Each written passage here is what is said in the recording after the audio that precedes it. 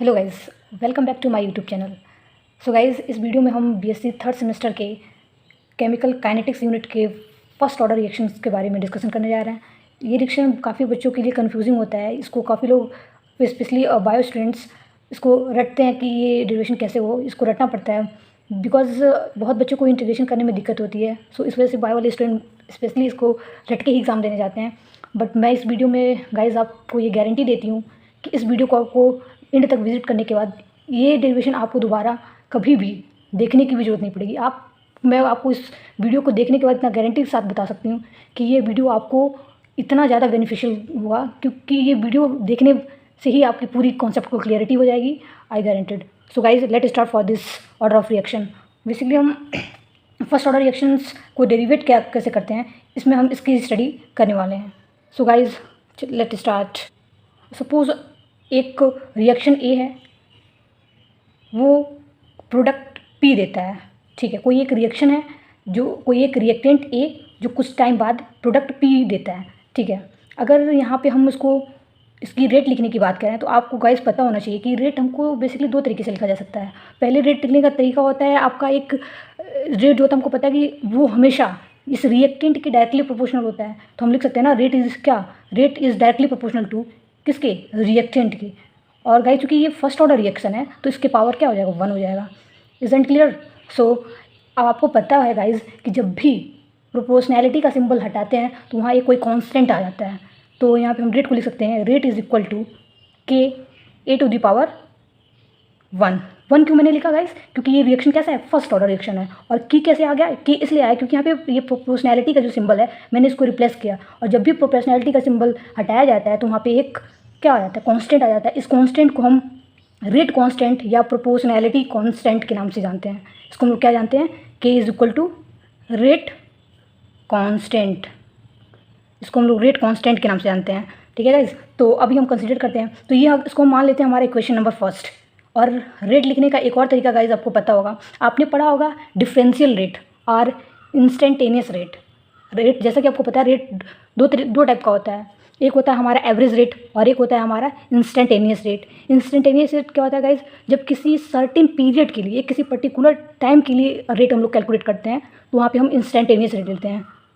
Particular time in the sense guys ये है कि हम किसी इंस्टेंट टाइम पे, किसी एक इंस्टेंट टाइम पे अगर हम निकालते हैं कि इसका रेट क्या है। जैसे अगर मैं सपोज गाइज मैं कोई रिएक्शन करा रही हूँ, ठीक है, अगर वो रिएक्शन मेरा बेसिकली यही है N2+3H2 गिव्स 2NH3।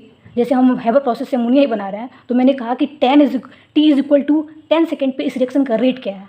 यानी किसी पर्टिकुलर या इंस्टेंट टाइम पे अगर रेट कैलकुलेट करते हैं तो उन्हें हम इंस्टेंटेनियस रेट कहते हैं। तो रेट को कैसे लिख सकते हैं, या तो उसको एवरेज रेट के थ्रू भी लिख सकते हैं और इंस्टेंटेनियस रेट के थ्रू भी लिख सकते हैं। तो रेट को हम इंस्टेंटेनियस या फिर इसी रेट को हम लोग डिफरेंशियल रेट भी कहते हैं। तो अगर हमको डिफरेंशियल रेट लिखना है तो कैसे लिखते हैं, dA/dt। इसको हम मानते हैं इक्वेशन नंबर सेकेंड। आपको पता है गाइज कि इक्वेशन 1 भी रेट को रिप्रेजेंट कर रहा है, इक्वेशन सेकेंड भी रेट को रिप्रेजेंट कर रहा है, यानी दोनों तो इक्वल ही हैं एक दूसरे के। तो हम ऑब्वियसली कह सकते हैं कि जो हमारा इक्वेशन फर्स्ट है is equal to equation second. ये चीज़ क्लियर हो गई आपको, क्योंकि ये दोनों तो रेट ही है ना। ये इंस्टेंटेनियस या डिफरेंशियल रेट है, ये हमारा रेट डायरेक्टली प्रोपोर्शनल है किसके, रिएक्टेंट के। तो दोनों एक दूसरे के क्या हो गए, इक्वल हो गए। तो यहाँ हम इक्वल कर लेते हैं। हमारा क्या है, dA/dt is equal to KA⁴ ठीक है। और आपको मैं ए वाली वैल्यू को यहाँ पे भेज देती हूँ। तो ये ऐसे लिख सकते हैं गाइज, डी अपन क्या लिख सकते हैं, यहाँ पे ए कर देते हैं, ए वाली वैल्यू को मैंने यहाँ पे भेज दिया, इज इक्वल टू KDT। ये चीज़ क्लियर हुई गाइज। मैंने क्या किया, ए की वैल्यू को यहाँ पे भेज दिया और ये dt को मैंने यहाँ पे KDT के साथ लिख दिया। ये लिख सकते हैं ना गाइज हम। और फिर मैं यहाँ पे क्या कर देती हूँ, अब यहाँ पे हम इंटीग्रेशन करेंगे। और इंटीग्रेशन यहीं पे सारे बच्चों को मेनली दिक्कत होती है, सारे बायो वाले स्टूडेंट्स को मेनली यही दिक्कत होती है। उन्हें इंटीग्रेशन आता नहीं है, इस वजह से उनको क्लियरिटी नहीं होती है कि वो लोग बाकी सारा इसका मतलब इंटीग्रेशन कैसे किया जाए। और बहुत सारे टीचर्स, इवन कॉलेज के टीचर्स भी आप लोग को यही बोलते होंगे कि आप इसे रट लीजिए। बट गाइज, मैं आज गारंटी देती हूँ कि आपको इसके बाद से कभी रटना नहीं पड़ेगा। ठीक है, तो देखते हैं हम इसका इंटीग्रेशन कैसे करते हैं। सो गाइज देखते हैं। तो आफ्टर इंटीग्रेशन कैसे करेंगे हम, इंटीग्रेशन का सबसे पहले गाइस आपको पता होना चाहिए, इंटीग्रेशन का सिंबल ये होता है। जब भी इंटीग्रेशन किया जाता है किसी दो चीज़ों के बीच में किया जाता है, जैसे अगर हमको इंटीग्रेशन करना है तो ये सर्टेन रिएक्शन के लिए मुझे क्या लेना पड़ेगा, मुझे ए लेना पड़ेगा, और ये इनिशियल से फाइनल के बीच में होता है, तो ये ए से ए नॉट के बीच में दिया जाएगा, ठीक है। और टाइम, यहाँ टाइम क्या है, टाइम जीरो से लेके टाइम टी, जीरो से लेके ये टाइम टी से लेके टाइम जीरो कर दीजिए, या फिर इसको आप बोल सकते हैं जीरो से लेके टाइम टी तक, यानी इनके बीच में हमको इंटीग्रेशन करना होता है। टाइम ए को लेके अगर आपको किसी रिएक्टेंट का इंटीग्रेशन लेना है तो इंटीग्रेशन दो इस सर्टेन कंडीशन पे लिया जाता है। आपको एक रिएक्टेंट को फाइनल लेना होगा और एक इनिशियल लेना होगा। सो जब भी हम इंटीग्रेशन करते हैं तो हमें दो चीज़ों के बीच इंटीग्रेशन करना होता है। फर्स्टली हमारा ये आपका एक रिएक्टेंट होगा जिनकी वैल्यू हमको फाइनल लेनी होगी, और फाइनल से इनिशियल के बीच में हम करते हैं। क्योंकि हम इंटीग्रेशन कर रहे हैं तो हमें किसी दो कंसिडरेबल वैल्यू के बीच इंटीग्रेशन करना होता है। तो यहाँ पे हम पहले कंसिडर कर लेंगे ए से ए नॉट के बीच, और दूसरा वैल्यू कंसिडर करेंगे हम जीरो से टी के बीच। सो गाइस इनका इंटीग्रेशन कहाँ से कहाँ तक होगा, ए नॉट से ए के बीच किनका होगा, डी ए अपॉन ए का, D A upon A, and is equal to हम के डी टी का इंटीग्रेशन करेंगे। गाइज आपको पता है कि के एक कांस्टेंट है और कांस्टेंट की इंटीग्रेशन नहीं की जाती है, तो कांस्टेंट हमारा बाहर हो जाएगा, ठीक है। कांस्टेंट हमारा क्या हो जाएगा, बाहर हो जाएगा, कांस्टेंट बाहर हो जाएगा, और यहाँ पे हम इंटीग्रेशन करेंगे जीरो से टी के बीच में, यानी पहले इनिशियल यहाँ पे इनिशियल कंसंट्रेशन लिया गया है, इसलिए यहाँ पे इनिशियल कंसंट्रेशन पे टाइम क्या होगा, जीरो होगा, क्योंकि अगर टाइम जीरो है दैट मीन्स कि वो भी प्रोडक्ट बना नहीं है। अगर आपसे पूछा जाए कि T is equal to zero time पे कितना प्रोडक्ट का फॉर्मेशन हुआ है, तो T is equal to zero time पे किसी भी प्रोडक्ट का फॉर्मेशन नहीं हुआ रहता है, यानी वो इनिशियल कंसंट्रेशन होता है। और T is equal to T time पे या टी डैश टाइम पे कुछ ना कुछ प्रोडक्ट बन गया होगा, तो उसको हम ए मान लेते हैं। तो इनमें अभी हम के की वैल्यू को बाहर कर दिए, क्योंकि यहाँ पे ये कॉन्स्टेंट है। कौन सा कॉन्स्टेंट, रेट कॉन्स्टेंट। यहाँ पे इंटीग्रेशन करेंगे हम डी ए का, डी टी का, तो इनका गाइज इंटीग्रेशन हो जाएगा। हाँ, यहाँ पे मेन चीज़ें हैं, जब भी गाइज आपको इंटीग्रेशन में, जब भी इंटीग्रेशन करना हो और जब भी इंटीग्रेशन में डी एक्स अपॉन एक्स दिया हो, तो इनका जब भी इंटीग्रेशन करते हैं तो इनका इंटीग्रेशन हमेशा नेचुरल लॉग होता है, natural log L N A. यहाँ पे एक्स मैंने लिया तो यहाँ पे क्या हो जाएगा, एक्स हो जाएगा। अगर वही मान लीजिए सेम आपको दिख रहा होगा कि सेम उसी पैटर्न पे ये हमारा इंटीग्रल फार्मूला होता है कि जब भी आप डी एक्स अपॉन एक्स का इंटीग्रेशन करेंगे तो यहाँ एल एन यानी नेचुरल लॉग एक्स के पावर पे आ जाएगा। अब यहाँ पे आपको पता है कि हम ए नॉट से ए के बीच कर रहे हैं, तो ये हमारा क्या होता है, लोअर वैल्यू होती है, ये अपर वैल्यू होती है, ठीक है गाइस। तो आपको ये चीज़ देख के इतना श्योर हो जाना चाहिए कि ये फॉर्मूला सेम इसी पैटर्न पे है। इसको ऐसे लिख सकते हैं ना कि D A upon A, sorry यहाँ डी नहीं रहेगा गाइस, तो यहाँ पे हो गया ना डी ए अपॉन ए, तो ये सेम इसी पैटर्न पे है ना, तो इसका भी इंटीग्रेशन क्या हो जाएगा, L N in the sense natural log A, कहाँ से कहाँ तक, ए नॉट से ए के बीच।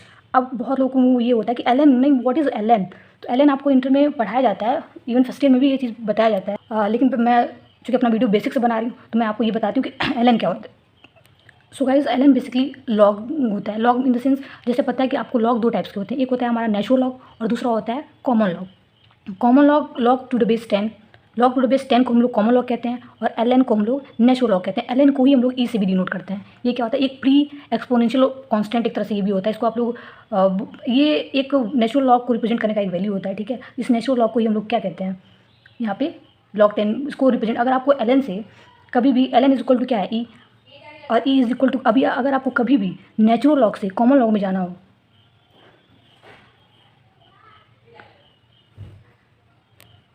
जब भी आपको कभी भी नेचुरल लॉग से आपको अगर कॉमन लॉग में जाना हो, यानी L N is equal to E ही होता है, इसको ई से भी रिप्रेजेंट करते हैं, एल एन से भी करते हैं। तो कभी भी आपको नेचुरल से अगर कॉमन लॉग में जाना हो तो वहाँ मल्टीप्लाई करते हैं 2.303 लॉग बेस 10। ये रहा गाइस, मतलब इन द सेंस ये हुआ कि जब भी आपको कभी भी अगर ये आपको नेचुरल लॉग मिल गया, तो अगर आप चाहते हैं कि नेचुरल लॉग से हमको कॉमन लॉग में जाना, तो यहाँ पे आप 2.303 का मल्टीप्लाई कर देंगे। अब कॉमन लॉग में हम क्यों जाएँ भाई, हम एल एन के थ्रू भी तो अपने वैल्यू को कैलकुलेट कर सकते हैं। हाँ बिल्कुल कर सकते हैं, बट ये होता है कि इनका कैलकुलेशन काफ़ी टफ हो जाता है और काफ़ी टाइम टेकन हो जाता है। तो आपके टाइम, और हमको भी पता है कि हमको लॉग निकालना बहुत इजीली, हम लोग लॉग की वैल्यू बहुत इजीली कंसीडर कर लेते हैं, कैलकुलेट कर लेते हैं, बट हमको एल एन की वैल्यू निकालने के लिए काफ़ी ज़्यादा टाइम लग जाएगा, जो हमारे एग्जाम के लिए सही नहीं है, ठीक है। हमको एग्जाम में काफ़ी फास्ट करना होता है। तो ये हो गया पूरा प्रोसेस इंटीग्रेशन का। सो गाइस अब हम अपने आते हैं फर्स्ट ऑर्डर रिएक्शन पे। तो सेम इसी पैटर्न पे इनका इंटीग्रेशन क्या हो जाएगा, एल एन ए, कहाँ से कहाँ तक, ए नॉट से ए के बीच, और इन ये चूँकि क्या है, कांस्टेंट है, तो ये बाहर ही रहेगा, और इनका इंटीग्रेशन क्या हो जाएगा, इनका इंटीग्रेशन क्या हो जाएगा। अब डी टी का इंटीग्रेशन हमेशा टी होता है, ये आपको, या फिर इसको आप याद रखिए या कुछ भी करिए, लेकिन ये इसका फॉर्मूला ही होता है पूरा कि इनका इंटीग्रेशन टी ही होता है। तो टी हो जाएगा, ये कहाँ से कहाँ तक है, 0 से टी टाइम के लिए। सो अब इंटीग्रेशन का न्यू फैक्टर, एक बार यहाँ देखिए, यहाँ गाइस कहाँ गई मेरी वैल्यू इंटीग्रेशन की, हाँ ये रही। अगर इस पैटर्न पे कभी होता है तो इसकी इंटीग्रेशन ये होता है, इतना तो क्लियर हो गया। ये जो लिखी होती है इसको हम लोग कहते हैं अपर लिमिट। ये जो होती है हमारी सॉरी गाइज, ये होती है हमारी लोअर लिमिट और ये होती है हमारी अपर लिमिट। तो एक बार अपर लिमिट का इसमें मल्टीप्लाई करते हैं, फिर लोअर लिमिट का इसमें मल्टीप्लाई करते हैं। तो यहाँ से हम ऐसे ही करेंगे। एक बार आप अपर लिमिट का मल्टीप्लाई करिए तो ln a माइनस एक बार लोअर लिमिट का ln a not is equal to k। और यहाँ पे आते हैं हम, यहाँ पे जब एक बार इसका करेंगे तो ये हो जाएगा t, 0 का आएगा -0, तो ये हमारा इंटीग्रेशन फैक्टर हो गया। तो इसको ऐसे भी लिख सकते हैं ln a minus ln a not is equal to kt। ये हमारा फर्स्ट ऑर्डर रिएक्शन हो गया। अगर आप चाहते हैं इसको नहीं, ये मुझे लॉग की वैल्यू, इसको यहाँ पे किसके ln के यानी नेचुरल लॉग के फॉर्म में आया, तो आप इसको चाहते हैं कि लॉग यानी कॉमन लॉग के वैल्यू में कंसिडर करना, तो इसको कॉमन लॉग में हम कन्वर्ट कर लेंगे। कैसे करेंगे, यहाँ कुछ नहीं करना गाइस, यहाँ पे बस 2.303 log base 10 a minus 2.303 log base 10 a is equal to kt। ये हमारा किस में कन्वर्ट हो गया, नेचुरल लॉग में।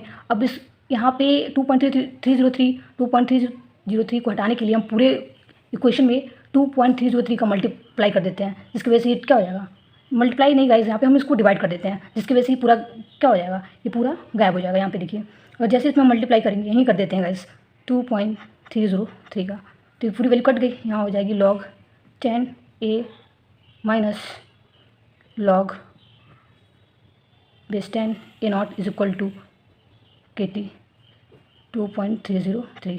ये हो गई। अब इस वैल्यू को हम लोग क्या कर सकते हैं, हम एक काम कर सकते हैं, यहाँ पे यहाँ से मेरा ये क्वेश्चन एक बन गया। हम चाहें तो फिर हम t के टर्म में भी लिख सकते हैं, तो t इज इक्वल टू हम लोग यहाँ पे लिख सकते हैं 2.303 अपॉन k लिख सकते हैं, क्यों गाइस k, एंड फिर यहाँ लिख सकते हैं log a nought upon a, ये भी हो सकता है।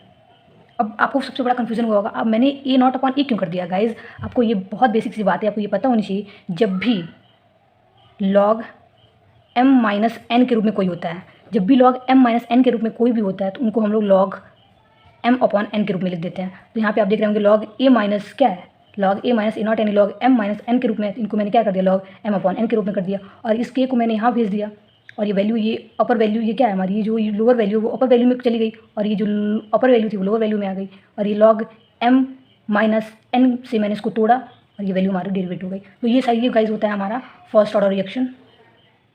तो ये हो गई। तो गाइज ये हमारा होता है फर्स्ट ऑर्डर रिएक्शन। ये हमारा फर्स्ट ऑर्डर रिएक्शन का फॉर्मूला होता है। आप चाहे तो यहाँ से इसकी हाफ लाइफ को कैलकुलेट कर सकते हैं, बहुत ईजिली इसकी हाफ लाइफ भी हम लोग कैलकुलेट कर सकते हैं गाइज। हम यहीं पे कर लेते हैं इसकी हाफ लाइफ को कैलकुलेट। यहाँ पे इसकी हाफ लाइफ कैलकुलेट हो जाती है, बहुत ईजिली हो जाएगी।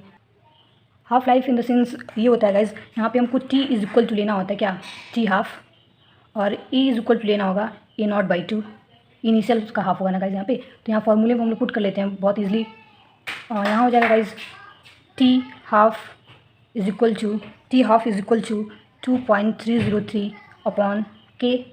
यहाँ हो जाएगा log base 10 a nought upon A होता है, तो ए की जगह पे हम लोग क्या लिखेंगे, ए की जगह पे a नॉट बाई 2 लिखेंगे, तो a not by 2, a not से a not cancel, a not से a नॉट कैंसिल आउट हो जाएगा, a नॉट से a not cancel is equal to क्या होगा गाइस, t हाफ 1/2 यानी t half is equal to 2.303 upon k log 2। Log 2 की value कितनी होती है गाइस, यहाँ पे लॉग 2 बचेगा, तो यहाँ पे अभी इक्वेट कर दे रहा हूँ, t half is equal to 2.303, log 2 की वैल्यू कितनी होती है 0.0310, नियर अप्रॉक्स इतनी होती है गाइस। अगर इसका अपॉन के, तो जब इसका आप मल्टीप्लाई करेंगे गाइस तो इसकी वैल्यू अप्रॉक्सीमेटली आ जाएगी 0.69, तो इसकी वैल्यू अप्रॉक्सीमेटली गाइस आ जाएगी।